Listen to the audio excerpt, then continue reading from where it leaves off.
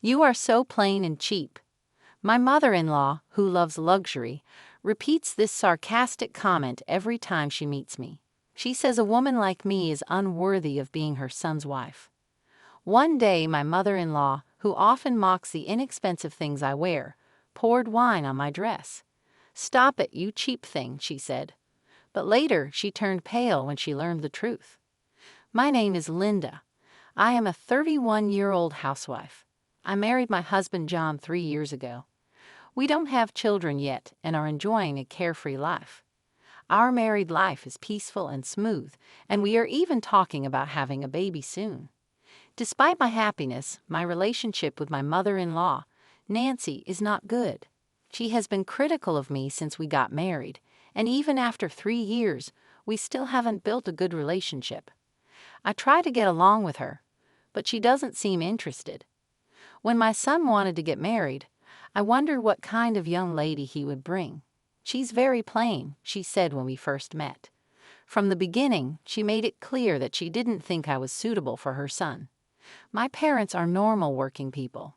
My father is an office worker and my mother is a nurse. But my mother-in-law looked down on my family, saying, "I can't believe your mother has to work. They must have been very poor." She said this with a pitying look when she heard about my family. My mother-in-law, who has never worked since her marriage and grew up in a wealthy family, always brags about her luxurious upbringing. "I always wore nicer things than others," she said proudly. "Cheap things don't suit me. That's why I raised my son to know what is the best." My mother-in-law, who made fun of the cheap things I wear, once poured wine on the dress I was wearing. She called me a cheap thing and later turned pale when she learned the truth about my dress. This incident, along with many others, has made our relationship very strained. Despite my efforts to get along with her, my mother-in-law continues to criticize me. She often makes comments about my appearance and the way I dress, implying that I am not good enough for her son. She also criticizes my family, looking down on them because they are not as wealthy as she is. I have tried to ignore her comments and focus on my happy life with John. We have a loving and peaceful relationship, and we are looking forward to starting a family. But my mother-in-law's constant criticism is a source of stress and tension. I hope that one day my mother-in-law will see that I am a good wife for her son and accept me for who I am. Until then, I will continue to try to build a better relationship with her, despite the challenges. I didn't know how to react to my mother-in-law, so I always tried to cover it up with a smile. I like simple clothes and makeup, which is different from my mother-in-law, who likes fancy things. She always wears expensive brand clothes, accessories, and makeup. You don't know what good things are, do you? You only know about cheap stuff. I wonder why my son chose you. I raised him to know what is good. After boasting, she always puts me down. Since my husband and I got married, this has been our situation. One day, my mother-in-law poured wine on the dress I was wearing and called me a cheap thing. Later, she turned pale when she learned the truth about my dress. This incident, along with many others, has made our relationship very strained. Despite my efforts to get along with her, my mother-in-law continues to criticize me. She often makes comments about my appearance and the way I dress, implying that I am not good enough for her son. She also criticizes my family, looking down on them because they are not as wealthy as she is. Even though she's sarcastic when we meet, I don't mind too much because I can ignore it. My father-in-law and husband are kind to me, so I didn't feel the need to deal with her too much. There's also another person who welcomed me warmly, my grandmother-in-law, my husband's grandmother. She is over 81, but still healthy and not snobbish at all. My husband's parents have 2 houses on a large plot of land. They live in one, and the grandparents live in the other. Both houses are beautiful mansions. I was surprised when I first saw them. The land was cheap, and we had a carpenter who built them cheaply. "It's not that magnificent," my grandmother-in-law said with a laugh. Despite my mother-in-law's bragging, these houses are mainly due to my grandparents-in-law's hard work.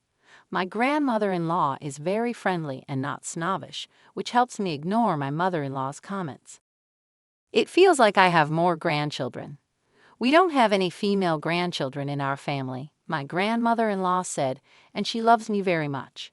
I wish I could get along with my mother-in-law too, but it doesn't seem to work out that way. Still, I'm happy I have a good relationship with my grandmother-in-law. We go out for lunch or tea together. Despite my happiness, my relationship with my mother-in-law, Nancy, is not good. She has been critical of me since we got married, and even after 3 years, we still haven't built a good relationship.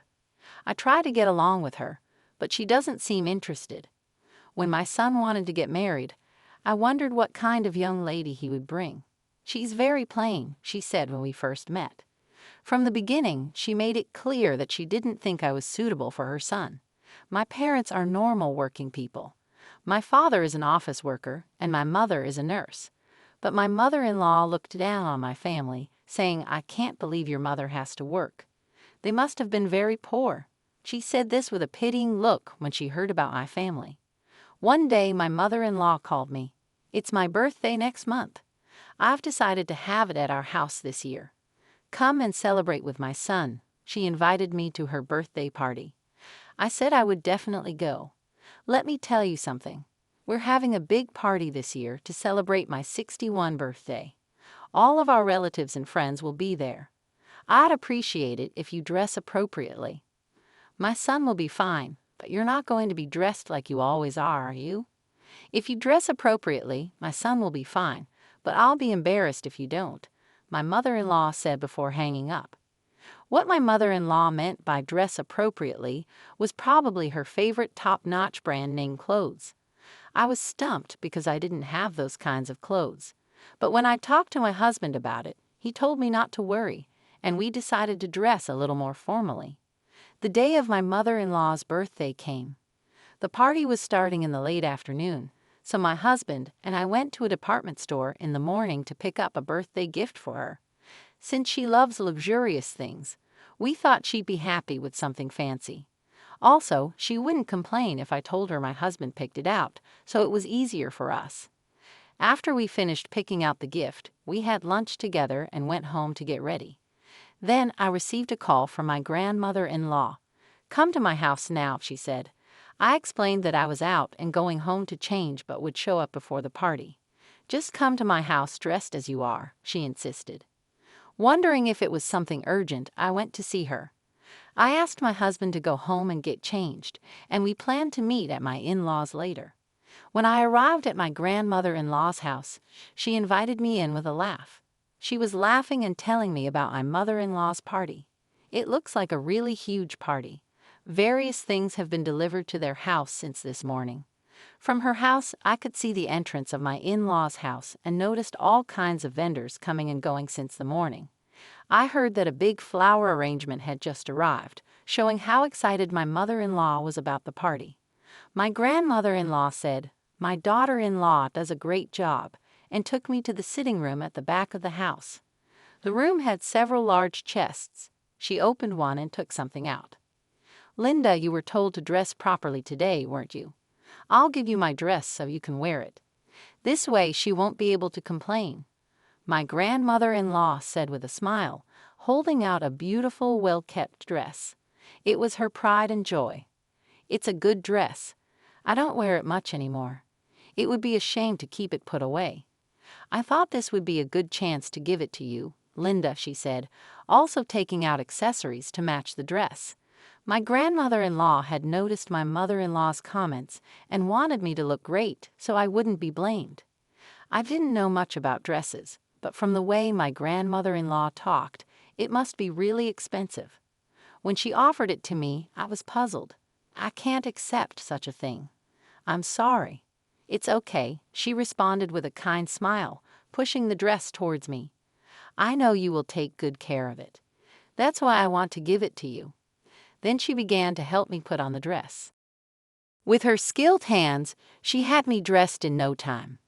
I hadn't worn a dress since my 23rd birthday. My grandmother-in-law laughed and said, "I see. I haven't worn a dress in a long time either. This is a good opportunity since it's a fancy party." While we talked about the party, I didn't realize she had finished dressing me. Then someone came to visit my grandmother-in-law. "I will have this person do your hair and makeup," she said. She had even called a hairdresser for today. My grandmother-in-law has been taking care of me for so long. She is my lovely granddaughter, she said. I have to make her look beautiful, my grandmother-in-law said. Thanks to her, I was glamorously dressed. She assured me that my mother-in-law would have no complaints. Just as I finished getting ready, my husband called to say he had arrived at my parents' house. I thanked my grandmother-in-law and decided to go see him. I'll be there as soon as I change my clothes, I said as my grandmother-in-law sent me off. When my husband saw me in the beautiful dress, he was surprised. We entered my in-laws' house together. The hall was already crowded with my mother-in-law's relatives, and the party had started. My mother-in-law, wearing a bright red dress, was sitting at the head of the table, smiling happily.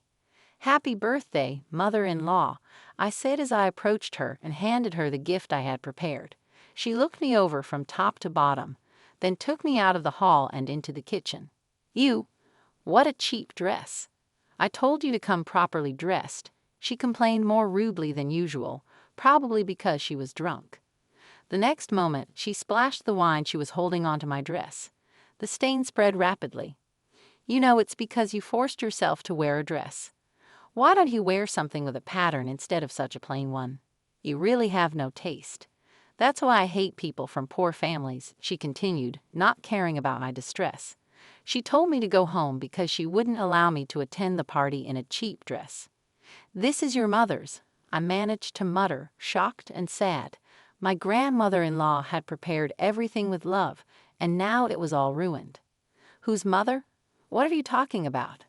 Anyway, I don't want you here today. Just leave my son and go home," my mother-in-law demanded, trying to make me leave. At that moment, I heard my grandmother-in-law's voice behind me. "What's so cheap? Do you mean my dress?"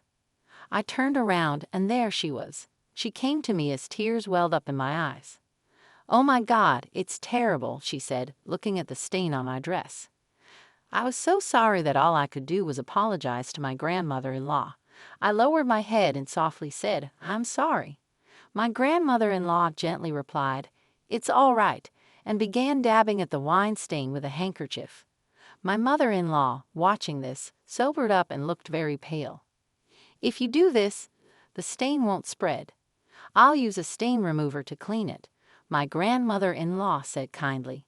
She then turned to my mother-in-law and asked, "Which dress do you mean by cheap?" This is one I had made a long time ago. It must have cost several $1,000s. The fabric and tailoring are first class, just like you love.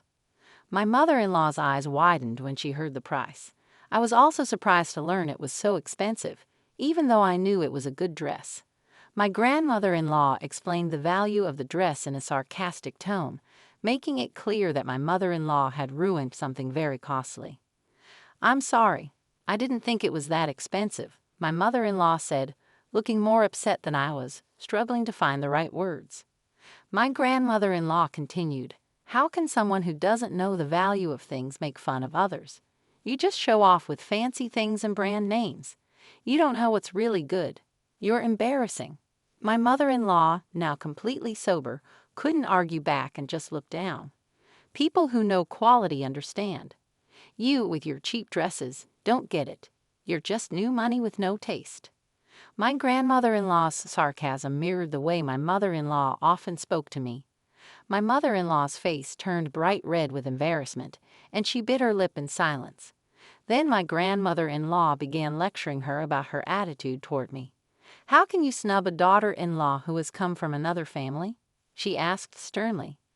"Linda is part of our family now, and she deserves respect." I felt sorry for my mother-in-law, who looked like she was about to cry, and listened quietly as my grandmother-in-law continued. "You should be grateful to have such a kind and loving daughter-in-law. Instead, you make her feel unwelcome and unworthy. This behavior is unacceptable." My mother-in-law remained silent, her face showing a mix of shame and regret. I could see tears welling up in her eyes. My grandmother-in-law, seeing this, softened her tone a bit. "It's not too late to change. Start treating Linda with the respect she deserves. She's your son's wife and an important part of this family." With that, my grandmother-in-law turned to me and smiled.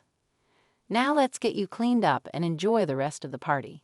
She led me out of the kitchen, leaving my mother-in-law to reflect on her actions. As we rejoined the party, I felt a mix of relief and gratitude. My grandmother-in-law had stood up for me in a way I never expected. It was a turning point in my relationship with my mother-in-law, and I hoped it would lead to better understanding and respect in the future. I'll leave it at that. Linda and I won't be attending anymore. "Have a good time," my grandmother-in-law said after finishing her lecture to my mother-in-law. She let her go, and my mother-in-law, in her bright red dress that she had prepared with such enthusiasm, looked out of place and embarrassed. "Wait here. I have a change of clothes for you at home," my grandmother-in-law said to me. She went to get my clothes, and I changed back into them at her house. My husband also joined us. He seemed very angry when he heard the story from my grandmother-in-law. The four of us, my grandparents-in-law, my husband, and I, left my in-laws' house and went out to dinner together. We had a good time without worrying about my mother-in-law. The evening was pleasant, filled with laughter and good conversation, which helped me forget the earlier unpleasantness.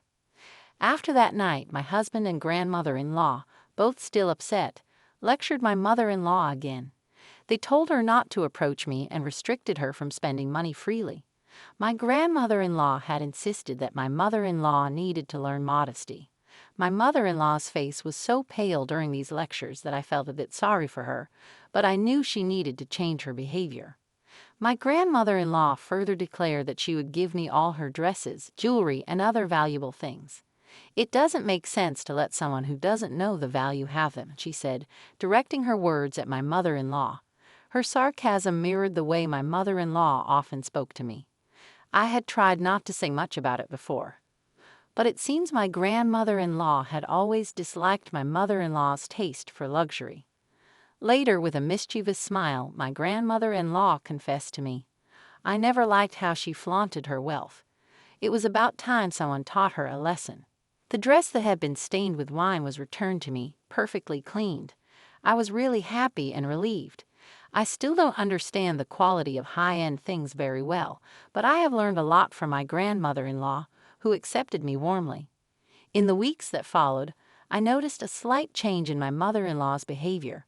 She seemed more reserved and less critical. It wasn't a complete transformation, but it was a start. My husband and I continued to enjoy our time together, looking forward to the future. One afternoon, my grandmother-in-law invited me over for tea. As we sat in her cozy living room, she shared stories of her own experiences as a young woman. She talked about the challenges she faced and how she learned to value what truly matters in life. Her wisdom and kindness made me feel even more grateful for her support. "I know it's not easy dealing with Nancy," she said, referring to my mother-in-law. "But remember, you have a family here that loves you. We'll always stand by you." Her words were a comfort to me. I realized that no matter what, I wasn't alone. I had the love and support of my husband, my grandparents-in-law, and even the hope that one day my relationship with my mother-in-law might improve. As I left her house that day, I felt a renewed sense of strength and optimism. Life wasn't perfect, but with the support of those who cared about me, I knew I could handle whatever came my way.